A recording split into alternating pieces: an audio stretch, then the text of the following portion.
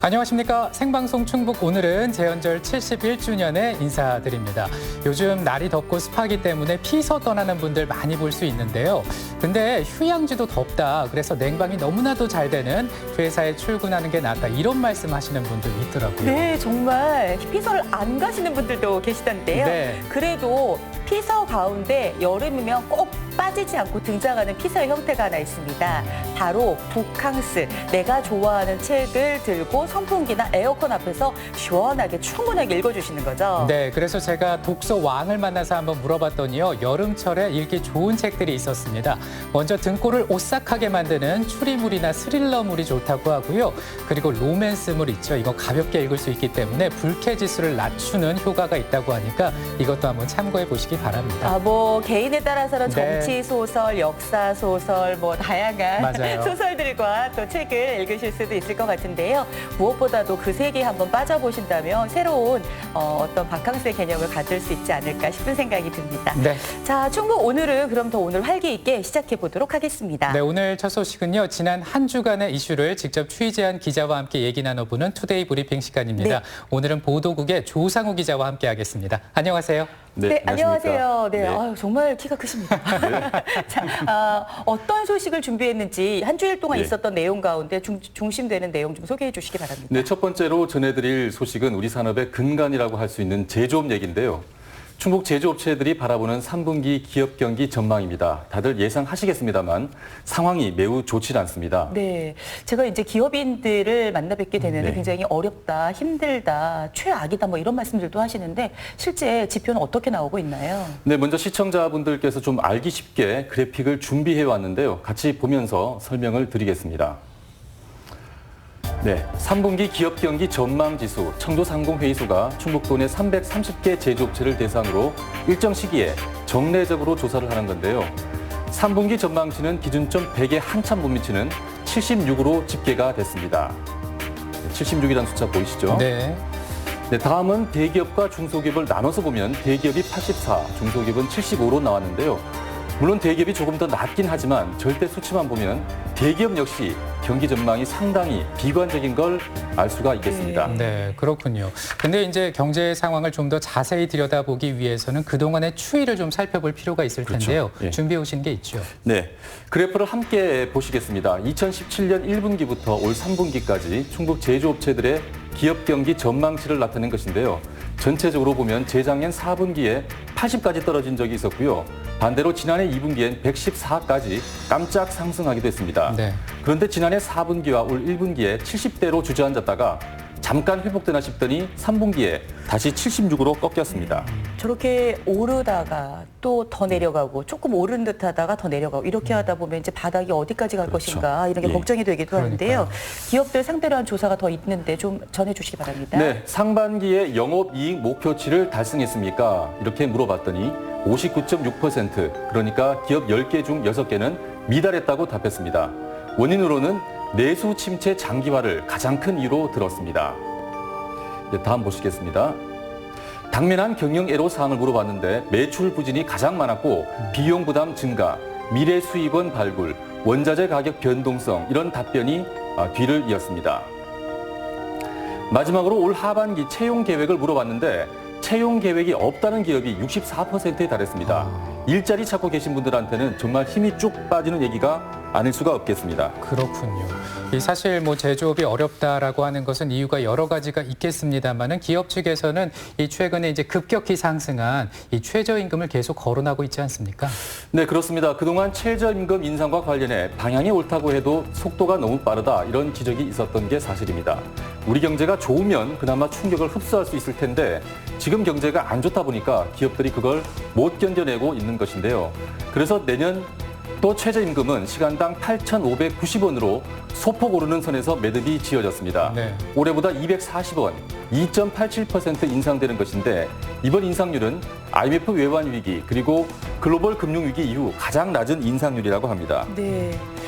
근데 좀 이런 얘기들도 있더라고요. 이렇게 소폭 오를 거면 작년부터 좀 단계적으로 올랐으면 차라리 경제 성장률이 좀 따라갈 텐데 네, 그렇죠. 작년에는 또 많이 예. 올랐다가 이번에 소폭이니까 좀 힘들다. 자, 다음 주제에 넘어가 보도록 하겠습니다. 이번에는 고용 지표에 대해서 좀 네. 조사를 해오셨다고요? 네, 충청지방통계청의 고용 동향 자료를 좀 설명을 드릴 건데요. 네. 한동안 충북의 고용 지표가 사실 상당히 좋았던 게 사실입니다. 실업률 1%대를 기록한 적도 있었습니다. 네. 그런데 근래 들어 상황이 안 좋아지고 있습니다. 표를 한번 보면서 네. 설명을 드리겠습니다. 충북의 6월 중 취업자는 89만 명입니다. 남자가 51만 명 조금 넘고요. 여자는 38만 명 가까이 되는데요. 이 취업자 수가 1년 전보다 2만 명이나 감소했습니다.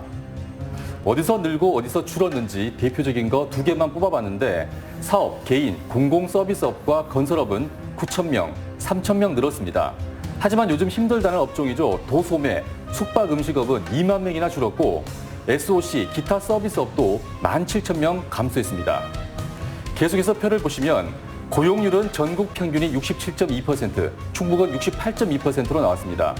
전국 평균이 통계 작성 이래 최고치라고 하니까 충북이 높은 건 맞는데 추세를 보면 전국 평균은 1년 전보다 오른 반면에 충북은 2.6%포인트 떨어진 걸 볼 수 있겠습니다. 그렇군요.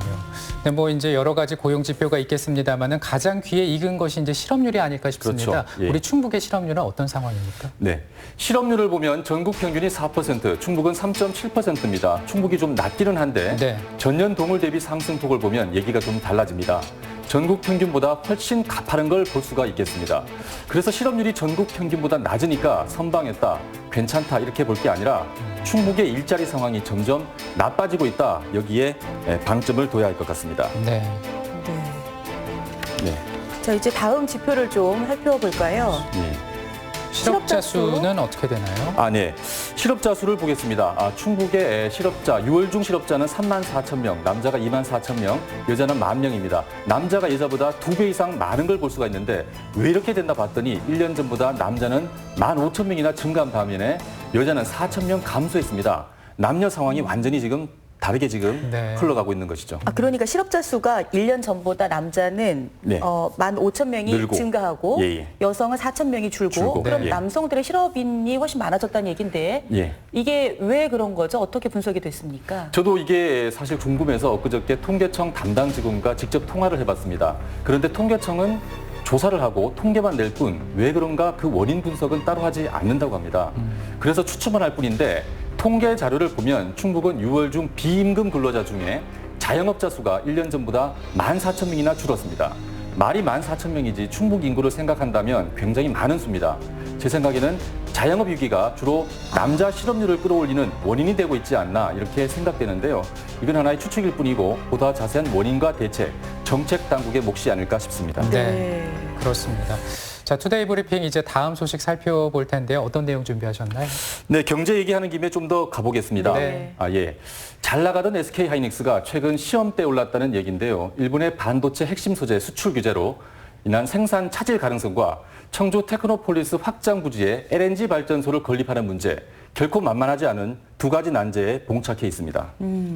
자, 우선 이제 뭐 삼성도 그렇습니다만은 네. 이제 일본 그 수출 규제에 따라서 일본이 급소를 찔렀다 이렇게 표현하는 분들이 많이 계시는데요. 그렇다면 이제 SK 하이닉스는 우리 지역에 위치하고 있기 때문에 굉장히 궁금하잖아요. 네네. SK 하이닉스는 과연 어느 정도 버틸 수 있는 것인가, 괜찮은 것인가, 어떻게 지금 보고 있는 건가요? 네, 일본의 경제 보복, 그러니까 우리가 반도체나 디스플레이 못 만들게 해서 경제 타격을 주겠다, 그래서 길을 들이겠다 이런 네. 뭐 의도 아니겠습니까? 그런데 일본산 소재와 부품을 얼마나 쓰고 있는지 기업들이, 또 재고는 얼마나 남아 있고 대체재는 확보가 가능한 건지, 그래서 얼마나 버틸 수 있는 건지 이게 모두 회사의 영업 기밀이라고 합니다. 그래서 자세한 건 기자들이 물어봐도 알 수가 없고요.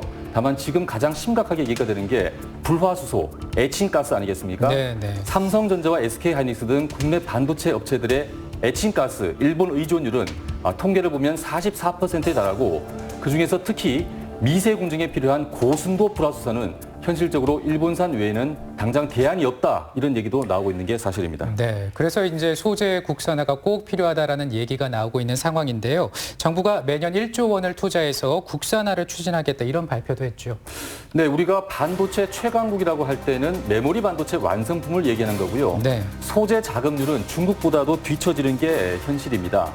일부 반도체 공장에서는 소재, 장비, 국산화율이 제로인 것도 있다고 합니다. 그런 공정도 있다고 합니다. 그래서 더욱 국산화가 중요한데 규제를 과감하게 풀어서 우리나라가 좀 화학물질 규제가 좀 심하다고 합니다. 규제를 과감하게 풀어서 기업들의 투자 동기를 유발하는 게 가장 중요하다는 게 업체들의 시각입니다. 네.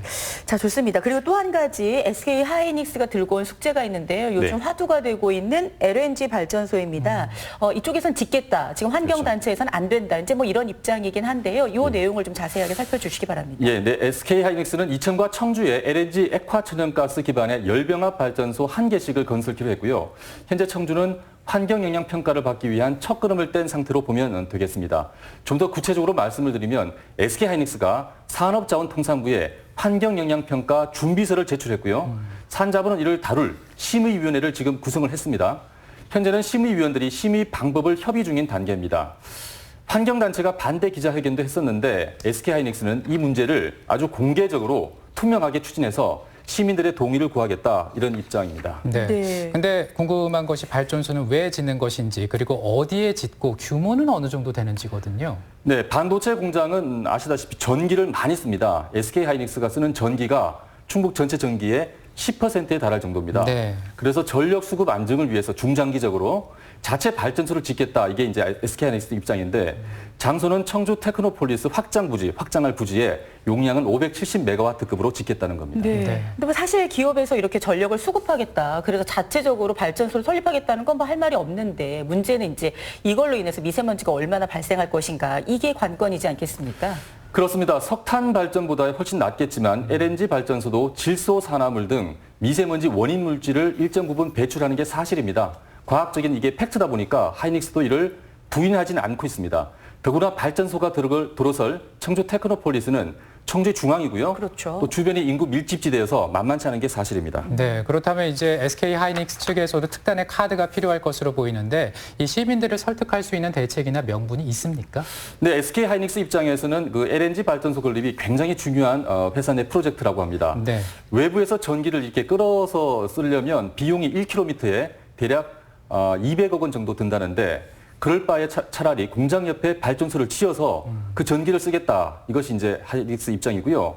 그래서 비용을 아끼는 만큼 값을 치르겠다. 그 지역에 이게 이제 하이닉스의 기본적인 생각입니다. 그 네. 지역에 값을 치르겠다. 네. 그럼 구체적으로 지금 어떻게 한다는 겁니까? 네, 먼저 LNG 발전소가 유발하게 될 미세먼지 배출량이 있지 않겠습니까? SK 하이닉스는 각종 미세먼지 저감 사업을 통해서 배출량 이상으로 미세먼지를 줄이겠다 이런 입장입니다. 그러니까 발전소가 가동이 되더라도 청주의 미세먼지 총량이 증가되지 않도록 오히려 감소되도록 하겠다는 겁니다. 그리고 가경천, 성남천, 환경정비 등 공익사업도 검토 중인 걸로 알려졌습니다. 네, 상황을 좀 지켜봐야 될 것 같습니다. 어떻게 네. 진행이 되는지. 자, 이제 다음 소식 넘어가야 될 것 같은데요. 그동안 이제 경제 소식을 좀 살펴봤으니까 이번엔 다른 내용을 좀 살펴볼까요? 자, 이번에 정치계 소식 살펴보도록 하겠습니다. 내년이 총선인데요. 우리 이 얘기를 좀 해볼까요? 네, 21대 총선이 내년 4월로 다가왔습니다. 아무래도 뉴페이스, 새로운 인물이 누굴까 여기에 초점이 맞춰지는데요. 네, 한번 보시겠습니다. 먼저 윤갑근 전 대구고검장입니다. 최근 청주 상당구 출마를 선언했고요. 조만간 한국당에 입당할 예정입니다. 윤갑근 전 고검장은 충북 정치 1번지에 새바람을 일으키겠다 하는데요. 상당은 아시다시피 사선에 한국당 원내대표까지 지낸 정우택 의원이 버티고 있는 것 아니겠습니까? 네. 네, 윤갑근 전 고검장 말을 전화 인터뷰한 거 한번 들어보겠습니다. 정우택 의원께서 국회의장이나 대통령 출마를 하신다고 하는 분이니까 충북의 맹주로 계시지 말고 더 큰 지역에 가서 하시는 게 옳지 않겠나. 한마디로 자리를 양보해달라 뭐 이런 얘기로 들리는데요. 네. 뭐 기싸움 이제 시작됐다고 봐야 할 것 같죠. 이거 네. 팽팽한데요? 그렇습니다. 네. 그렇다면 민주당에서는 어떤 인물이 거론되고 있습니까? 네, 문재인 정부에서 첫 경제부총리를 지낸 김동연 전 기획재정부 장관입니다. 가정 형편이 어려워서 독수상고를 받고요. 은행에 취업해서 주경야도 끝에 고시 합격한 그것도 이관왕한 입지전적인 인물입니다. 고향은 음성이지만 무게감 때문에 청주 상당구 출마도 거론되는 상황입니다. 지금까지 화면에 보시는 인물이 김동연 부총리고요. 네. 예. 그 다음으로 거론되는 인물 이장섭 충청북도 정무부지사의 행보도 눈여겨봐야 할 것 같습니다. 이장섭 부지사는 노영민 대통령 비서실장의 최측근 인물입니다. 예, 도종환 의원이 재선을 노리는 흥덕이나 청원 쪽을 지금 보고 있는데요. 연말쯤에 도청을 나와서 정치 행보를 본격화할 것이다. 이렇게 지금 말한 바가 있겠습니다. 네. 그다음 한 명이 최근 사의를 표명한 이금노 수원고검장입니다. 이금노 고검장, 문재인 정부 첫 법무차관과 초대 수원고검장을 발탁했는데 청주 신흥고등학교를 나왔다고 합니다. 제가 간접적인 경로로 총선 출마 의사 있습니까? 이렇게 물어봤는데 지금까지 정치를 생각해 본 적이 없다. 그런데 퇴직 후 2달 정도 쉴 건데 그때 자신의 진로를 진지하게 고민해 보겠다. 이렇게 답변했습니다. 네. 네. 뭐 어느 정도 여지를 좀 남기는 것으로 이렇게 들리긴 합니다. 자, 어쨌든 뭐 총선이 내년인데요. 능력 있는 분들 많이 나오셔서 정말로 경제와 뭐 정치 다 안정될 수 있는 그런 총선을 기대해 보도록 하겠습니다. 네. 투데이 이슈 브리핑 지금까지 CJB 보도국의 조상우 기자와 함께 하셨습니다. 아유, 감사합니다. 고맙습니다. 고맙습니다.